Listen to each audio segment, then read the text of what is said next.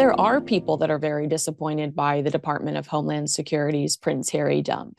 The Heritage Foundation's argument is that no one is above the law, including Prince Harry, and the American public have a right to know whether Harry was honest and truthful within his visa application.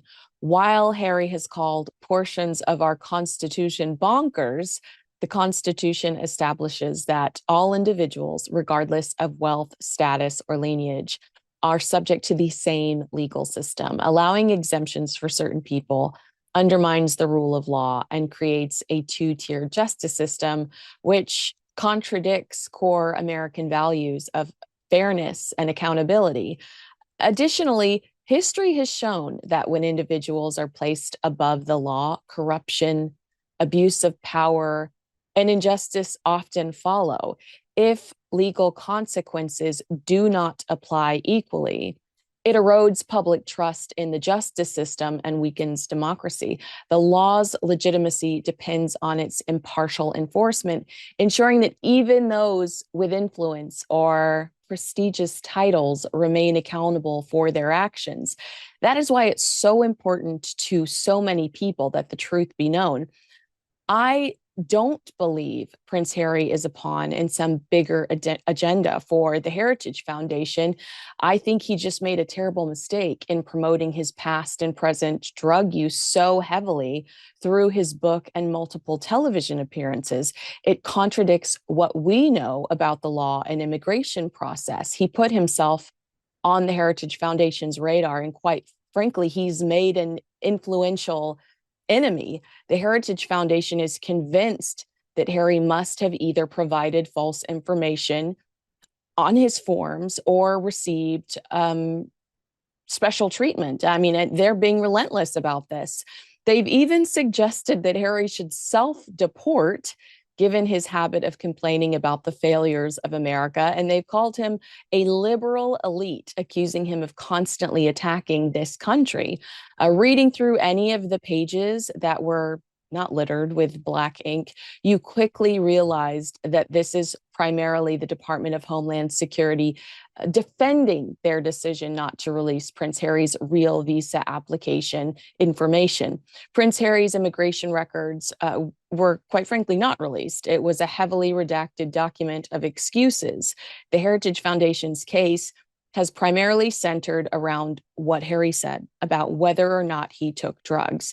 However, the transcript in the filing also involves his immigration status, which could include what type of visa he has or when it might be up for renewal. Heritage Foundation's lawyer, Samuel Dewey, has said that in his mind, in Heritage Foundation's mind, there are hints that indicate Prince Harry lied and didn't include that he used drugs when he applied to move to the United States.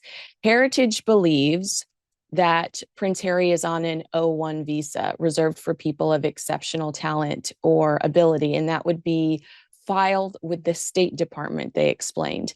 The key information, said their attorney, it may be at state. And if that's the case, he argues, it gives them some insight into what might have happened.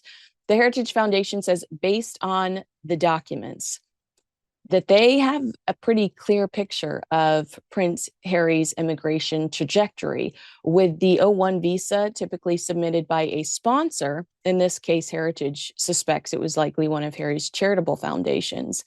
They would have argued that Prince Harry should be admitted into the United States because of his great fundraising ability or some other exceptional talent. Samuel Dewey explained that if Prince Harry admitted to taking drugs, that information would have ended up on a file known as a DS-160 and sent straight to the Department of Homeland Security. But if he withheld that info, that visa paperwork would have never ended up in its entirety, he says, in the DHS files and would have stayed with the State Department.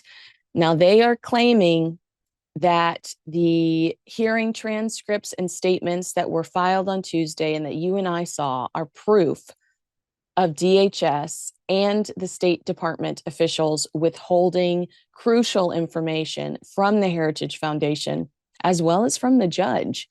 And DHS denies any misconduct within the documentation, saying This speculation by the Heritage Foundation does not point to any evidence of government misconduct. The records, as explained above, do not support such an allegation. So they are fiercely defending themselves as well. The Heritage Foundation's Niall Gardner, who's been the most outspoken spokesperson, I believe, when it comes to this issue, told GB News the fight continues to release Prince Harry's immigration application to the American people. He said, "We still do not know whether or not Prince Harry lied on his application and whether he received any kind of preferential treatment."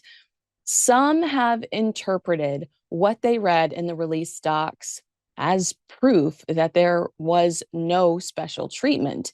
But special treatment's not illegal. I really don't even understand why that's an argument. What is illegal is lying on your application, which could result in prosecution or deportation. We know President Trump doesn't want to kick Harry out of the country. He said himself he's got enough to worry about with this terrible wife.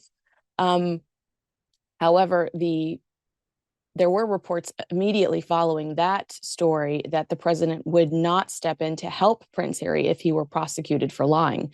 I spoke to an attorney who sat down with some of the people involved in this case, the Heritage Foundation primarily, and he believes that they will appeal and that this document gave them a nice little template of how to fight going forward.